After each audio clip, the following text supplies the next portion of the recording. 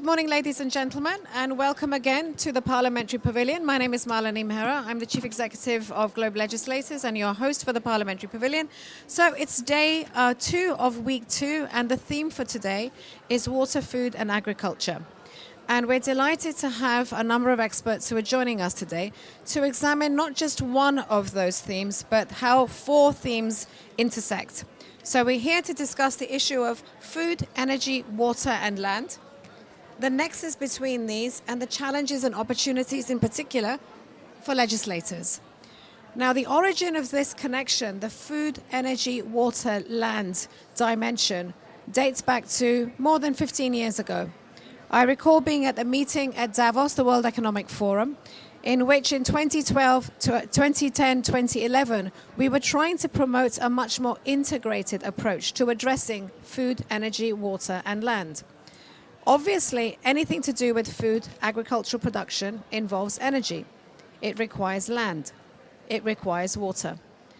So that integrated approach, however, is still not commonplace, which is why today, on the Food and Agriculture Day, we have invited experts who will bring their expertise from policy making and legislation and also from the private sector to share with us their experiences, but importantly their ideas on the advances that have been made and importantly what needs to take place at COP29, where today we are seeing this morning the presidency launch its Harmonia initiative calling for sustainable and healthy cities. So in order for us to get going, I'm going to invite Richard. Richard, for you to please set the scene for us. Richard Ali is from Tetra Pak, and Richard is the Director of Corporate Affairs, Strategy and Stakeholder Relations at Tetra Pak. And you've been very involved already in the discussions, not only this year, but since last year when there was a big declaration on agriculture and sustainable food systems. Richard, over to you. Thank you very much, Melanie. I think to just start off by saying that we all know that food systems need transformation. That is absolutely key. At the moment, agriculture and food account for about 1/3 of all greenhouse gas emissions. But perhaps more shockingly than that, 1/3 of that food is lost or wasted. So that's 10% food loss and waste account for greenhouse gas emissions. It's massive, it's huge. And at the same time, we know we need to feed a growing population. Not only feed a growing population, but feed a growing population well, with nutritional foods. So that's where we start. Yesterday, the Food and Agriculture Organization published a report that said the amount of climate-related finance that needs to go into agriculture and food to achieve even the lowest levels of expectation in NDCs was 7 times. To achieve even the bottom portion of the higher expectations in NDCs, the amount of climate finance that is needed in agriculture and food has to increase 40 times. At the moment, only 4% of climate finance goes into agriculture and food. Now, from Tetra Pak's perspective, and you probably have heard of Tetra Pak, probably through our packaging, but we're also highly involved in producing food processing equipment for food manufacturers. One of the challenges we think is that a lot of attention has been paid, quite rightly, on smallholder farmers, but there isn't actually much money that has been directed there. What we feel is there needs to be a more systemic approach to climate finance and more of a concentration on what we would call the hidden middle. So that piece between the farm gate and the consumer, which perhaps people take for granted. Now, the important thing about the hidden middle is it converts often edible raw materials that farmers produce. Even wheat has to be processed before we can eat it. It preserves, it protects, it keeps food safe and allows that food to be delivered to consumers. Food that is not safe, frankly, isn't food. we shouldn't be eating it.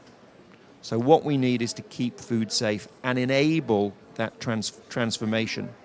What we're doing as a private industry is we're focusing on making sure that our solutions, so our packaging solutions and our food processing solutions, help decarbonize the food chain, help achieve that decarbonization, help achieve better water management. So in processing, you use water, but if we can recirculate that water within a closed loop system, if we can remove the chemicals out of it and use those again, this actually is a real benefit. And of course, by reducing food waste, we also reduce the amount of land that is needed, which has that beneficial effect on biodiversity and a beneficial effect on, therefore, wasting less water within agricultural crops. Because as soon as you waste a kilogram of anything, you've wasted the energy that you require to produce it, you waste the water that's been required to produce it, you even waste the human labor that's been required to produce it. So I will be quiet now because I think we've got two absolutely fantastic experts on the panel. Thank you, Melanie. Thank you very much for laying it out so clearly, Richard. So Tetra Pak clearly is a leader in this space, and you mentioned the importance of food safety, the role of Tetra Pak contributing to that, but also contributing to diminishing the food waste and loss. You ended finally on the point about land, and I want to return to the four themes, because if you walk around the pavilion space, you will find that there are pavilions on food, there are pavilions on energy, there are pavilions on water, and there are pavilions on land. Land, of course, is the feature, it's the focus of the third of the Rio Conventions, which is the Convention to Combat Desertification. We have that as the next COP. This is a unique year because we have the triple COP. We've just had the one on biodiversity, COP16 in Cali. Of course, we are here under the Climate Convention, and in a month's time, we will have Riyadh hosting the Desertification Convention. And we see that the conventions themselves are coming together. So the secretariats for the three Rio conventions have agreed to work in a much more synergistic way. And they are calling themselves the Triple COPs. Today, actually, we're going to have, there's going to be a session hosted by UNEP talking about how the conventions are coming together. And they argue that their common denominator is the use of land. And we know from the recent report on the global carbon budget that the majority of emissions now are coming from land use change. In particular, the change which is arising as a result of forest fires. Yeah. So you can see, my question to you, Charity, sitting where you do, you are a very experienced legislator. We come across you and we welcome you at every COP. I think we first met at COP26. So from a legislator's perspective, what guidance can you provide on how these agendas can be addressed in a much more joined-up way, which meets the needs of your constituencies also? Thank you very much. I'm Charity Kathambi Chepkonye, Member of Parliament, Kenya. I chair the Climate Caucus and the Conservation.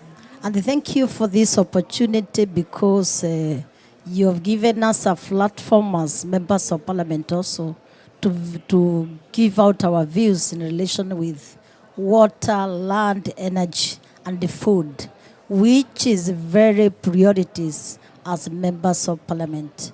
And on that point, it is also good to note that the four mentioned, they interlink. They cannot do without one another. We have seen, the way you have said, there is matters of food. And when we go back to my country, Kenya, the food has been put as the first priority, the agenda of the government. But we have challenges and opportunities in the four linkages of the four we have mentioned. And when we mention also in relation with the matters of water, energy, and also the food, energy, water, and land. In matters of food, there is also threat.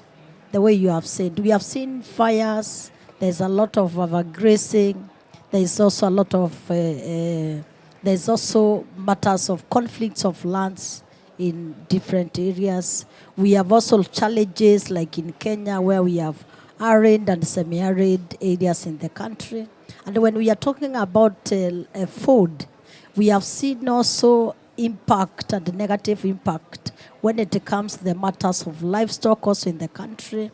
Previously, when we are gathered here talking about climate change, we have felt it as a country because we have seen when we are talking about matters of food security, there has been serious impact when it comes to the flooding and also the droughts. And when there's drought, we had also negative impact on livestock, which actually the country lost over 2 million livestock, which affected most of our pastoralists in the country. When we talk about the same floods, the floods, we have seen them displacing people and also destruction of food. Therefore, the challenges has been a lot. But we are also thankful sometimes when we see opportunities. When the government comes up with the better pricing of fertilizers, and also a lot of research and extension services to the farmers. When also we talk about the linkage of agriculture and water, like in my country, I can also talk about the irrigation schemes which has been taken to the grassroots level farmers. We have also seen many dams being constructed. We have also seen a lot of programs for storage of water for future use and also harvesting of water. When we talk about energy, we have seen also opportunities like the country Kenya. We are currently leading with over 80% when it comes to the renewable energy. That is the wind, the solar, and also geothermal production. And also the same case of matters of energy. We still have challenges where there is also low rates on electricity, connectivity to the people. When we try to see the linkage also to the food on the matters of how it affects food production, we realize this is the high time each legislators countries came up with different proposals of putting the priorities, and also when planning the budget matters, can we also have the priorities of what comes first, and can we also each nation and the legislators, because we know our responsibilities and our roles as members of parliament. The first one is legislation. We have oversight roles. We have also budget matters, and we have representation. Therefore, on the matters of representation also, it gives us a position of advocacy to our people.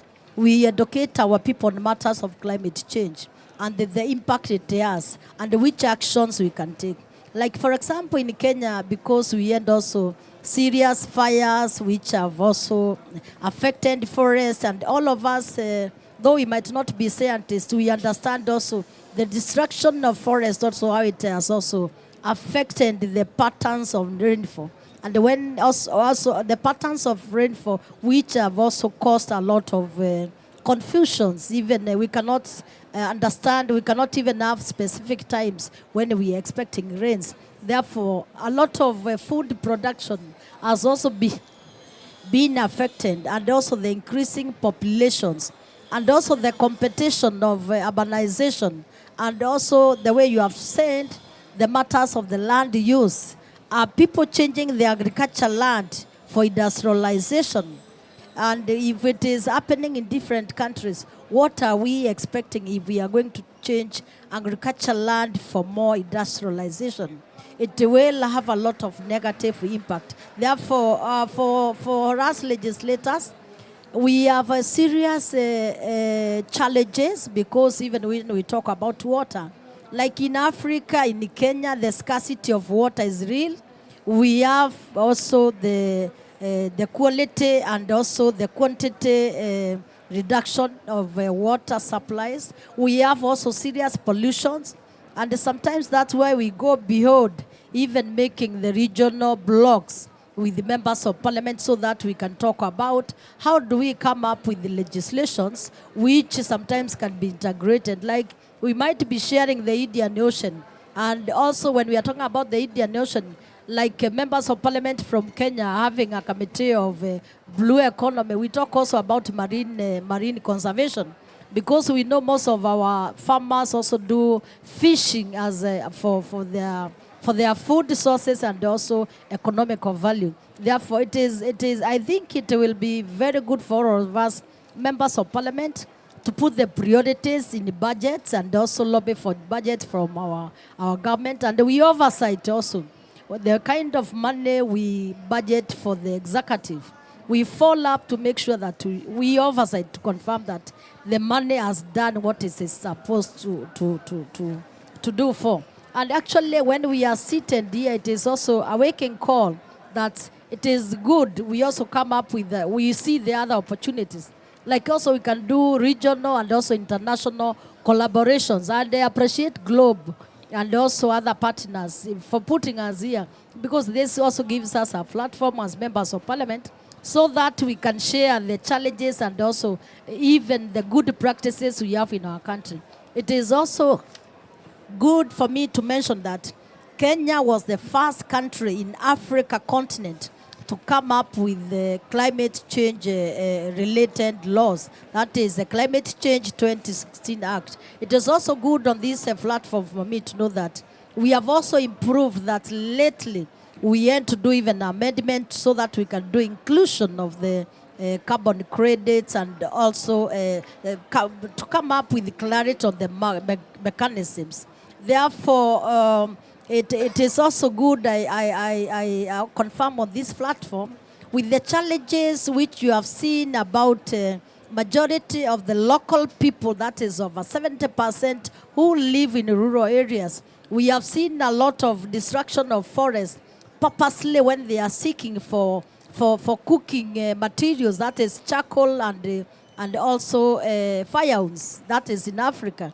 Therefore, it becomes now a big question when we are sitting here, that what would be the solutions even for investors, so that when we are thinking of how to save forests, we must include the clean cooking, because the biggest percentage in Africa, also in Kenya, use firewood and the charcoal. And the best way we are going to save our forests, it's ensuring that we come up with also incentives so that many investors can be attracted to come and also invest on matters of green energy, so that we can save already what we have. Also, it is good also, I confirm that we have taken different actions in Kenya.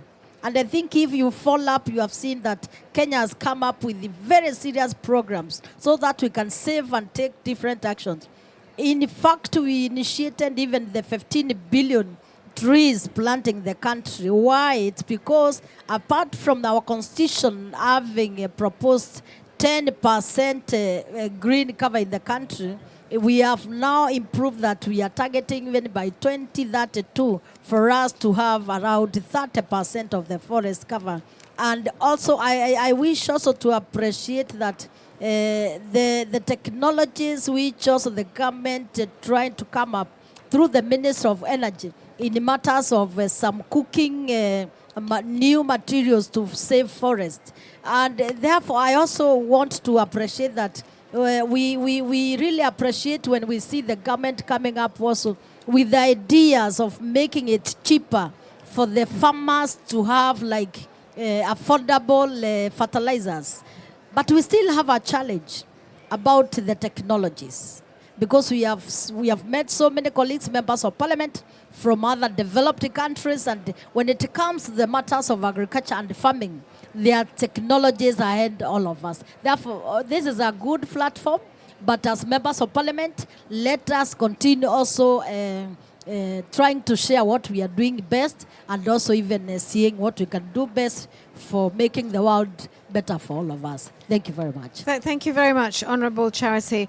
You have provided a great deal of detail on each of these pillars, the advances which have been made to support food security in Kenya, the measures that you're taking through irrigation schemes to support water security.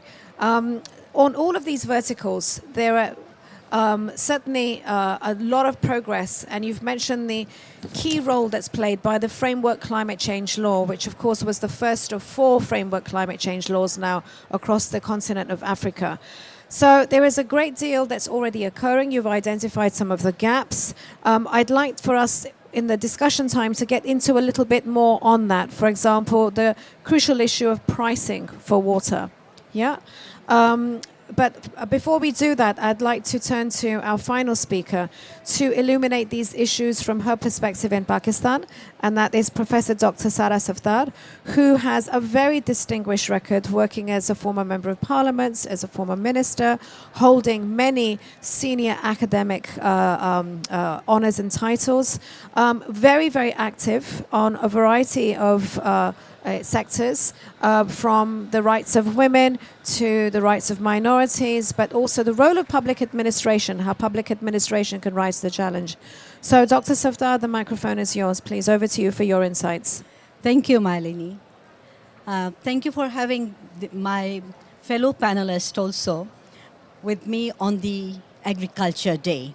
It's a very important day for us, for all of us globally. When we talk about the agriculture, it comes to my mind food, water, energy, and within that, the human rights. Who we are, what we should get, and how. So this, in my view, is a holistic approach, in the sense that agriculture, food, water, everything affects human beings. And I will use 2 terms, physiogeneric and psychogeneric. Physio is my body. So what is going on in my body, what I'm having to eat, to drink, is affecting my mind, the psychogeneric part. And these are very closely related. You know, one affects the other. So I will be, if I'm getting sick, I will be worried and I won't be able to communicate, to live a happy life. So that affects not only me, but my surrounding also. So when I say that agriculture being an important component for the humanity, and there comes in the human rights, so the important elements there we usually talk about is the health, education. People talk about property rights. But my concern is with natural resources, from where we are getting the water, the land, where we are living. Then my life, without any discrimination, being gender-based, no. I have to equally treat everyone, whether men, women, or transgender. You know, healthy persons or the others. So inclusion is important there. Thirdly, the clean environment. That is above everything. In Pakistan, we have made a policy that was in 2012, then some changes were made in 2017.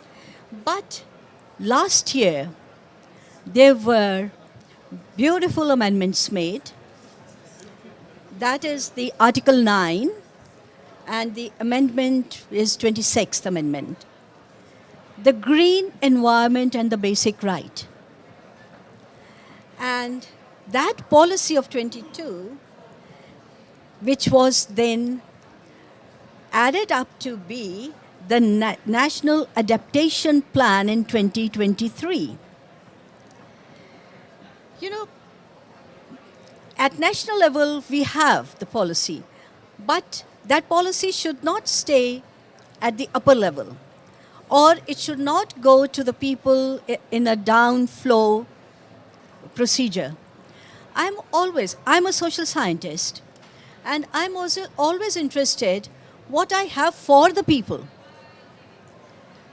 So the thing is, I have to focus on their need, what they need. So according to that, the policy should be made, and then it should be implemented.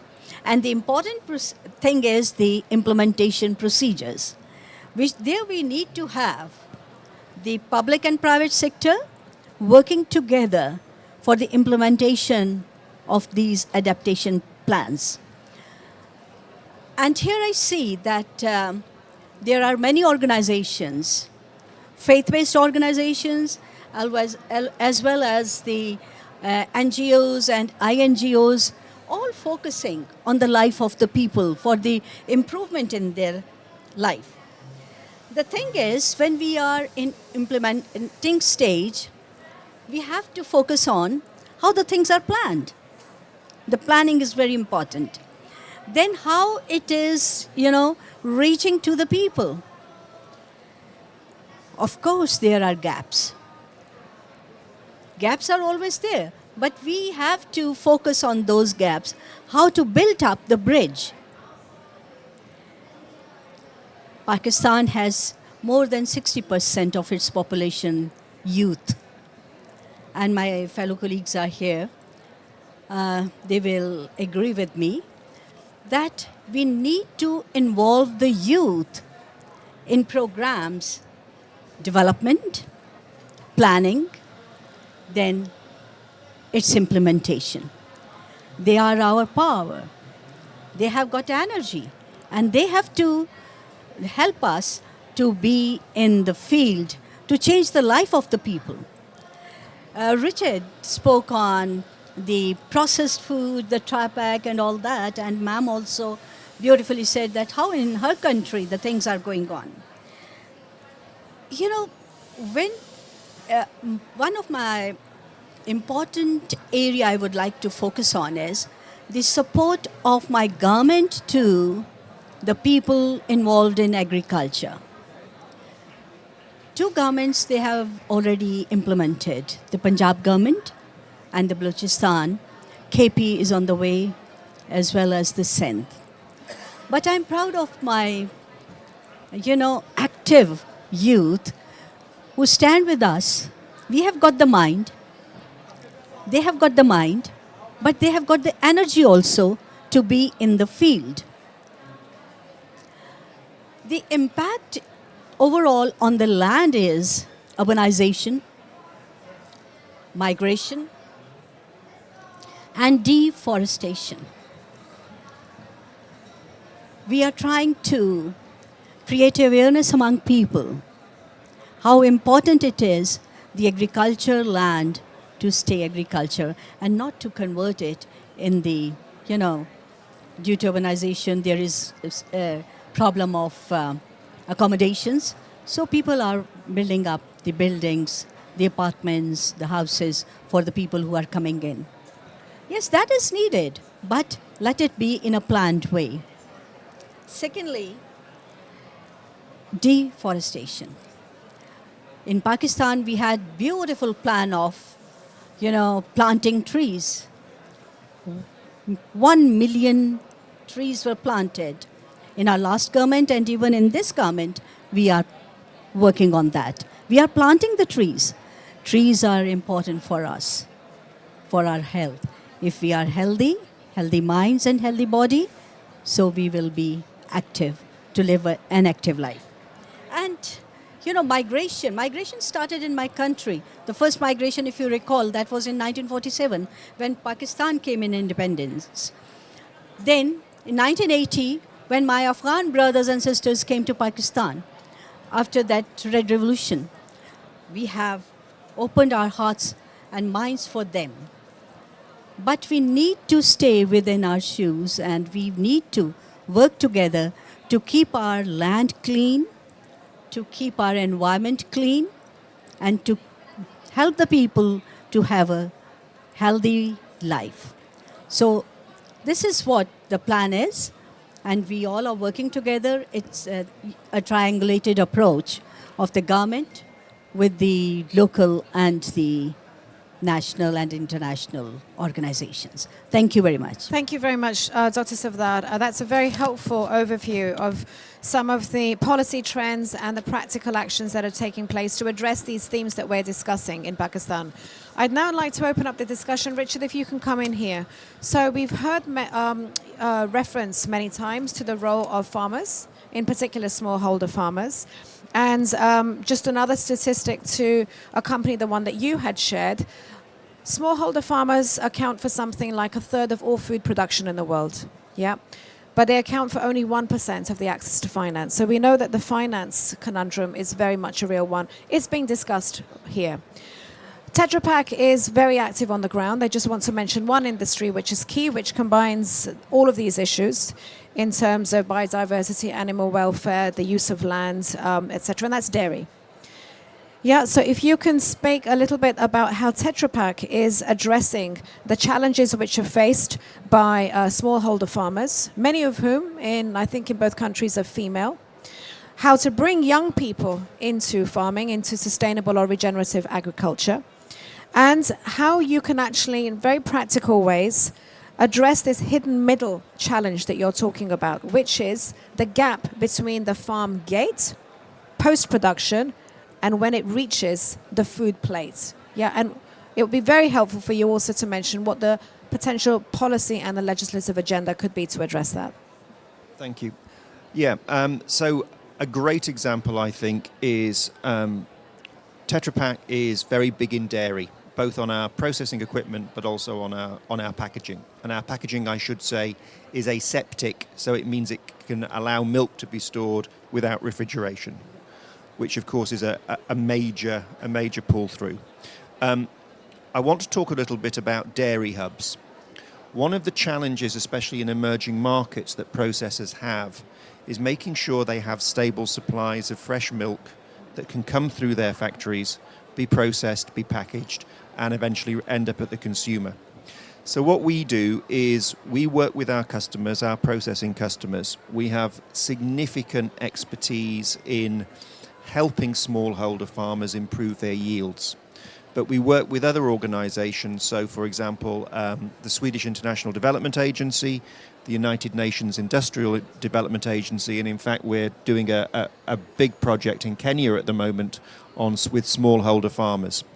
This achieves a number of things.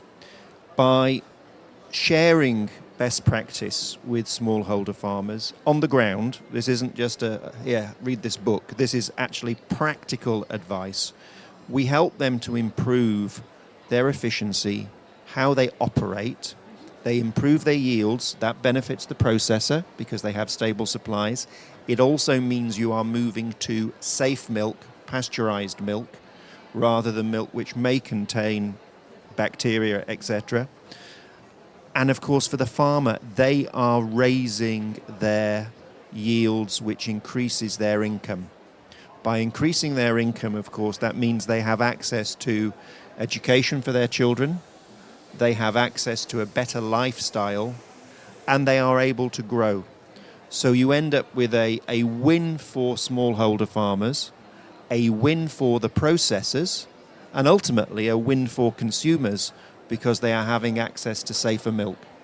So those things working together across the chain, I think, is an exemplar. The other thing I would say, especially on finance, is we need to take a systemic, holistic approach to finance within the agricultural food sector.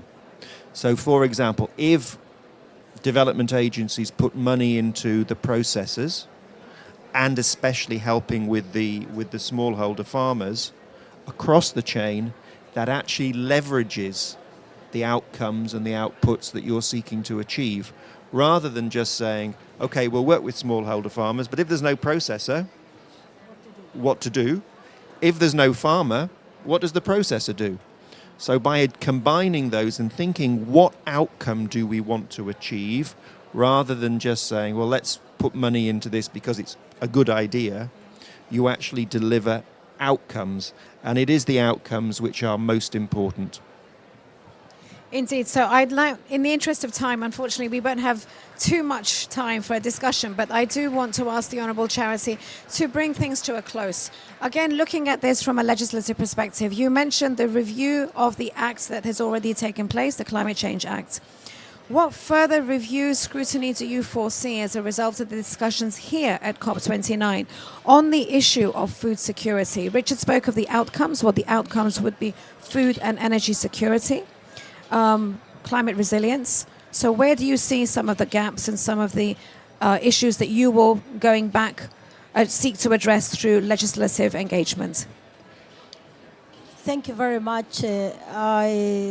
Having been in this meeting, I have seen very many things which, when we go back as legislators, we have to do some improvement. The first thing, the matters of renewable energy incentives.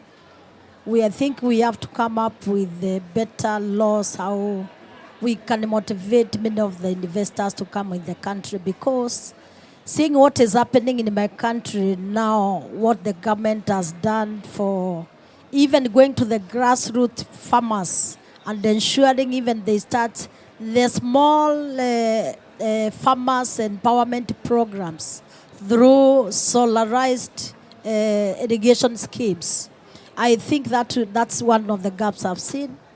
Other issues which I've seen in a bigger way, it is we have again to go back as members of parliament to think how we are going to lobby for more budget so that we can support the research and also extension services, so that the local and also the farmers in the rural areas can also do their work in a better way and in a very informed way.